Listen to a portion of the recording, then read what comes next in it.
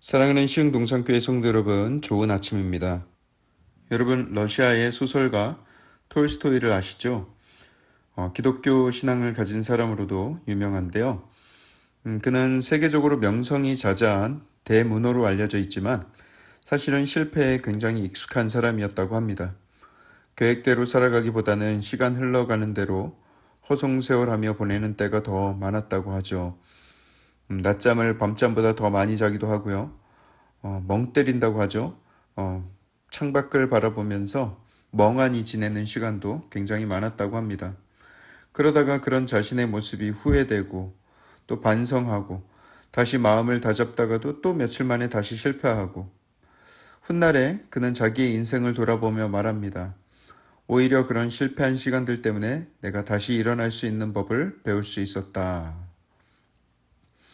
여러분, 나의 삶이 어설프게 느껴질 때가 있지 않습니까? 그럼 좀 어떻습니까, 여러분? 괜찮습니다. 완벽하지 않아도 괜찮고, 좀 어리숙해도 괜찮습니다. 다만, 넘어진 상태에서 머물지 않고, 또다시 계획하고, 또다시 도전해 보는 것이죠. 그렇게 우리의 인생은 조금씩 조금씩 더 나은 삶으로 변화되어 가는 것입니다. 자, 그럼 오늘 2021년 7월 22일 목요일 시동을 위한 메시지 지금 시작합니다.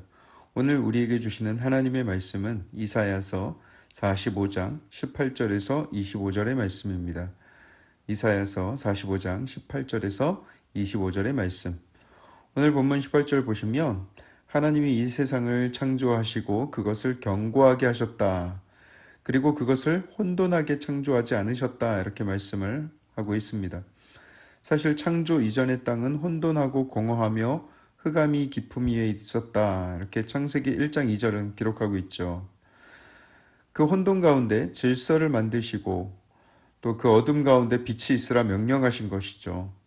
그래서 오늘 본문에 기록되었듯이 혼돈하게 창조하지 않으시고 사람이 거주하게 그것을 지으셨다. 이렇게 기록하고 있습니다. 이것이 얼마나 큰 하나님의 배려이자 은혜인지 모릅니다. 여러분 열대어나 금붕어를 길러보신 적이 있는지 모르겠어요. 집에 어항을 마련하면 그 어항에 그냥 수돗물만 받아서 물고기를 넣는 것이 아니죠. 그 안에 모래며 자갈이며 또 숨을 수 있는 구조물이며 산소 공급기며 그렇게 좋은 물을 잘 준비해서 그 물 온도까지 맞춰주죠. 그리고 나서야 그 물고기를 그 안에 넣어줍니다. 그와 같이 하나님도 사람을 만드시기 전에 미리 이 세상의 모든 것을 아름답게 조성해 두셨습니다. 자연의 질서와 섭리 가운데 모든 것을 아름답게 만드신 후에 지으신 완전한 세상 안에 우리를 살게 하신 것이죠. 인간이 잘 살 수 있는 환경을 먼저 조성해 주셨다는 것을 제가 예를 들기 위해서 어학 얘기를 했지만 하나님은 우리를 관상용으로 만들지는 않으셨어요. 하나님은 우리와 대화하며 교제 나누길 원하셨고 또 아버지와 같은 사랑으로 우리를 사랑하시고 예배를 통한 영적 교제를 나누길 원하셨던 것입니다. 또 19절에는 말씀하세요. 나는 감추어진 곳과 캄캄한 땅에서 말하지 아니하였다. 그리고 너희가 나를 혼돈 중에서 찾으라고 이르지 아니하였다. 나 여호와는 의를 말하고 정직한 것을 알린다. 이렇게 말씀하고 있습니다. 고대 많은 종교는 비밀 계시 또는 비밀 교리 등을 가지고 있었습니다. 그러한 종교들에는 종교 지도자 소수만 아는 특별한 지식이 있었습니다. 그들 신의 은밀한 계획을 마치 어떤 특별한 비밀인 양 소수의 사람들에게 전수하고 또 그 지식을 전수받은 사람들은 자신을 특별한 존재로 여기는 것이죠. 그러나 이스라엘의 하나님은 오히려 자신의 뜻을 자기 백성 모두에게 명확하게 계시하시는 분이셨습니다. 이방인들은 자기가 알지도 못하는 신을 찾아서 평생 많은 노력을 하였지만 결코 찾을 수도 없었죠. 당연한 거 아니겠어요? 그런 신의 존재 자체가 없으니까요. 반면 이스라엘의 경우는 여호와 하나님이 자신의 백성들에게 찾아와 직접 말씀하시면서 만나 주셨기 때문에 그 백성들은 하나님을 잘 알 수가 있었습니다. 은밀하고 거짓되고 신비주의적인 이방신들과 달리 하나님은 밝은 빛과 질서 가운데 우리를 만나 주시고요. 또 의로움과 정직한 것을 알려주시는 좋으신 하나님이십니다. 우리가 찾을 때 외면하지 않으시고 우리의 신음소리만으로 우리를 찾아와 만나주시는 정말 좋으신 우리의 하나님이세요.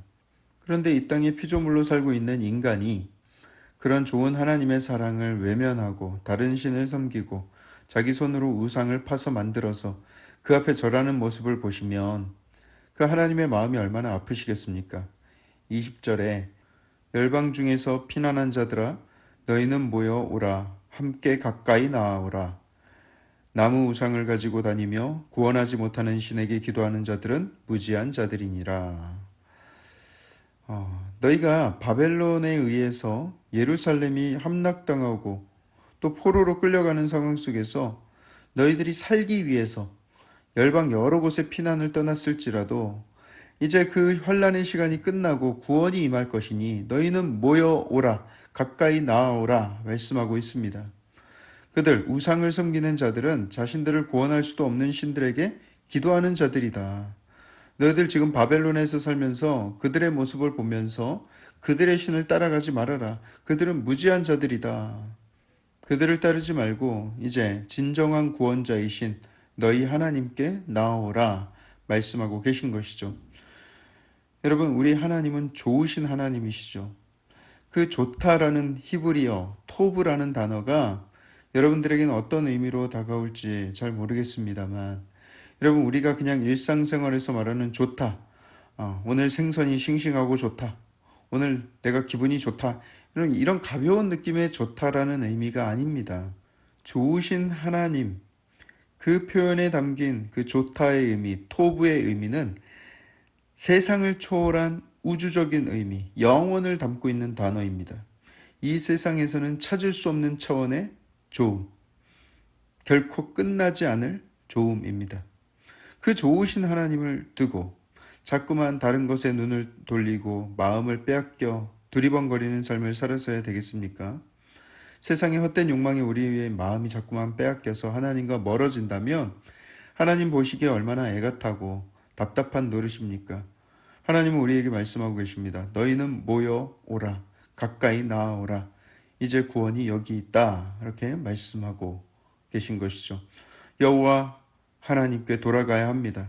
세상이 허망한 것에 마음과 시선을 뺏기고 참된 소망을 찾지 못해 갈팡질팡하는 인생을 산다 할지라도 우리 믿는 자들은 오직 한 길, 여호와 하나님께서 보여주시는 그 구원의 길로 함께 나아가야 하는 것이죠. 그 길 외에는 다른 길은 없습니다. 여러분, 우리가 그 의의 길, 그 진리의 길을 간다는 것은 그 길 위에서 한 번도 넘어지지 않고 실수도 하지 않고 죄를 짓지 않는 완벽한 삶을 살아가는 것을 의미하는 것이 아닙니다. 그 길 위에서도 넘어질 수 있고 실패할 수도 있습니다. 하지만 또다시 일으켜 세워주시는 하나님을 의지하여서 또다시 일어나 그 길을 또 묵묵히 걸어가는 것이죠. 그것이 이 땅에서 의롭게 살아가는 방식입니다.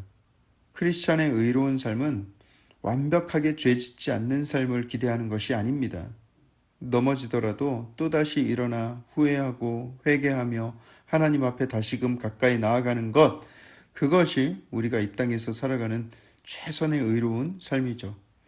주변에 선악과의 유혹이 있고 나의 욕망을 자극하는 마귀의 시험이 있을지라도 그저 진리의 길에서 눈 돌리지 않고 하나님을 바라보며 나아갈 때 반드시 우리는 영광 중에 그 경주를 마치고 큰 영광의 면류관을 받게 될 것입니다. 혼자 뛰는 것이 아닙니다. 주의 백성들이 함께 발맞추어 뛰어가며 앞에서 끌고 뒤에서 밀어주며 함께 그렇게 경주를 이어갈 것입니다. 너희는 모여오라. 가까이 나아오라. 오늘도 그 레이스를 함께 힘차게 뛰어봅시다.